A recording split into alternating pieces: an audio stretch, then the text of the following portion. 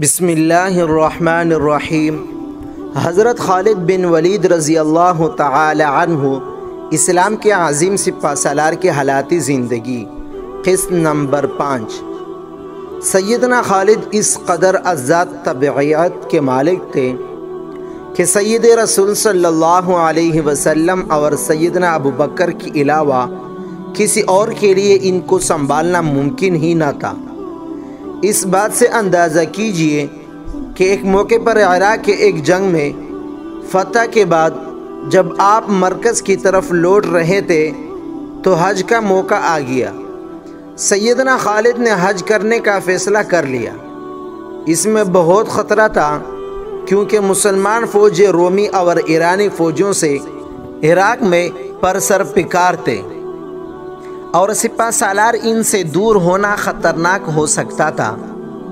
سیدنا ابو بکر اس وقت خلیفہ تھے اور سیدنا خالد نے ان سے حج کی اجازت بھی نہیں لی تھی، لیکن خالد خطرات مول لینے والے شخص تھے۔ انہوں نے پورے لشکر کو ہیرا کی طرف روانہ کیا اور بغیر کسی کو بتائے چند ساتھیوں کے ہمراہ انتہائی خاموشی اور سرعت سے مکہ پہنچ گئے اور حج ادا کیا۔ آپ نے اپنے طے بہت رازداری سے یہ حج ادا کیا اور مسلمان لشکر کو بھی پتہ نہ چلا کہ خالد چند روز کے لیے غائب ہے۔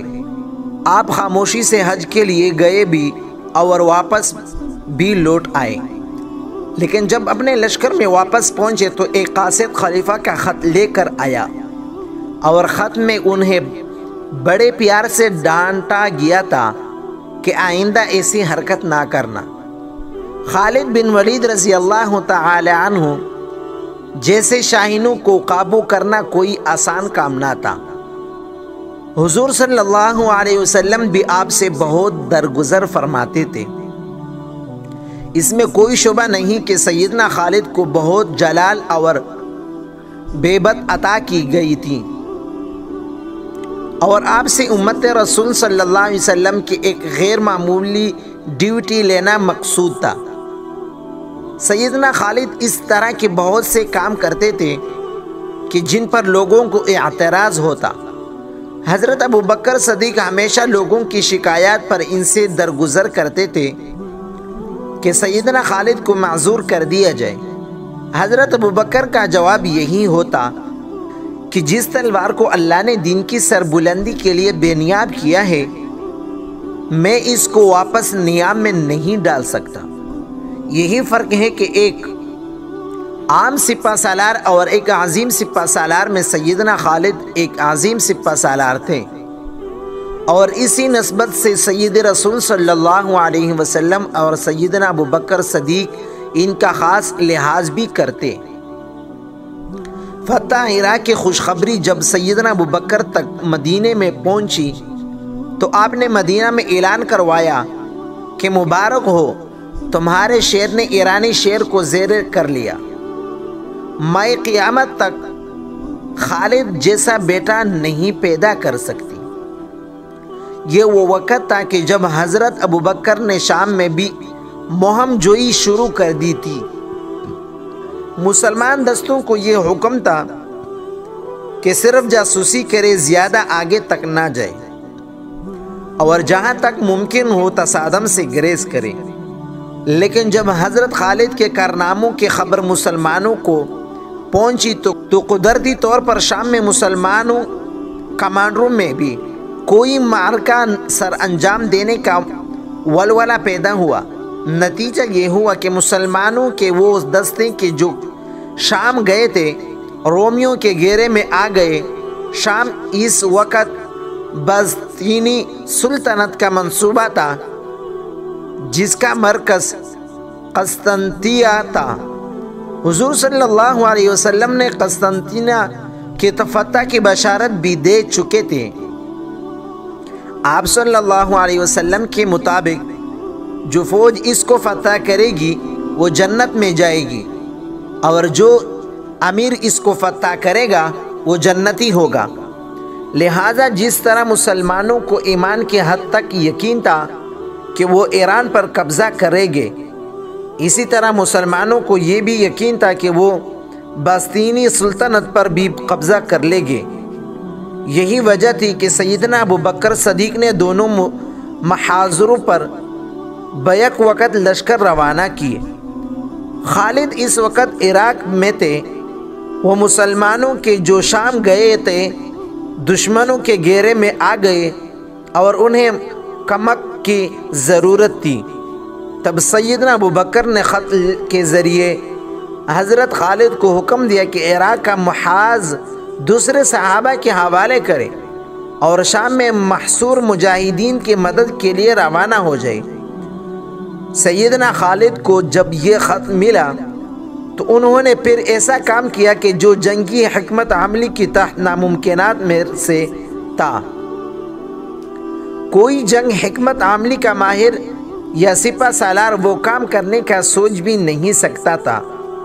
عراق سے شام جانے کے دو باقاعدہ راستے تھے۔ ایک راستے پر رومی قلعے بنے ہوئے تھے اور وہاں سے بغیر جنگ کے گزرنا ممکن نہ تھا۔ دوسرا راستہ بہت طویل تھا اور وہاں سے شام کے مجاہدین تک پہنچنے میں بہت زیادہ وقت لگ جاتا۔ ایک تیسرا راستہ ریگستان سے ہو کر جاتا، مگر یہ راستہ کوئی بھی استعمال نہ کرتا کیونکہ یہ انتہائی خطرناک تھا۔ کوئی بھی فوج یا قافلہ اس راستے سے گزر نہ سکتا تھا کیونکہ اس راستے میں پانی کا ملنا محال تھا۔ گرمی میں راستہ بھولنے کا اندیشہ بھی تھا اور بھٹک جانے کی صورت میں موت یقینی تھی۔ سیدنا خالد بن ولید نے اسی خطرناک راستے سے گزرنے کا فیصلہ کر لیا اور پھر وہ کام کیا جو عرب کی تاریخ میں اس سے قبل کبھی نہیں کیا گیا تھا۔ ایک بوڑھا عرب کے جو کئی برس پہلے اس راستے سے گزرا تھا، اس کو فوج کا رہنما یا گائیڈ بنا کر پوری فوج لے کر اس ریگستان میں داخل ہو گئے۔ کئی روز کی شدید مسافت کے بعد کہ جس میں دھوپ کی شدت سے وہ بوڑھا عرب بھی نابینا ہو چکا تھا کہ جس کے باعث پوری مسلمان فوج کی تباہ ہونے کا خطرہ پیدا ہو گیا تھا، آپ حیرت انگیز طور پر بالآخر شام جا پہنچے۔ خالد کو ایمان کی حد تک یقین تھا کہ یہ ریگستان ان کا راستہ نہیں روک سکے گا۔ سیدنا خالد کے پرچم پر عقاب بنا ہوا تھا۔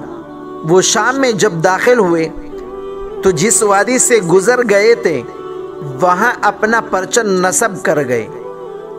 آج تک اس وادی کو ثنیۃ العقاب کہا جاتا ہے، یعنی عقاب والی پہاڑیاں۔ سیدنا خالد کے انتقال کے کئی سو سال بعد تک بھی وہ پرچم وہاں نصب رہا۔ عباسی خلیفہ معتصم جب اس علاقے سے گزرا تو کسی نے اس کو وہ جھنڈا دکھایا کہ جو قلعے پر لگا ہوا تھا۔ اس کو بتایا گیا کہ یہ وہ جھنڈا ہے کہ جو خالد نے اپنے ہاتھ سے لگایا تھا۔ تو خلیفہ اسی جگہ پر اترا، اس جھنڈے کو بوسہ دیا اور اپنے تمام فوج کو حکم دیا کہ جو کوئی بھی اس قلعے سے گزرے اس جھنڈے کے احترام میں باادب پیدل گزرے۔ اس کے بعد جب مسلمانوں کا زوال ہوا تو وہ جھنڈا بھی اپنی جگہ سے اکھڑ گیا۔ یہ خالد بن ولید کا وہ شاندار کارنامہ تھا کہ جو تاریخ اسلام کے اوراق میں صدیوں تک سنہرے حروف سے لکھا گیا ہے۔ مزید اس طرح اچھے ویڈیوز دیکھنے کے لیے ہمارے چینل کو سبسکرائب کریں۔ جزاک اللہ خیر۔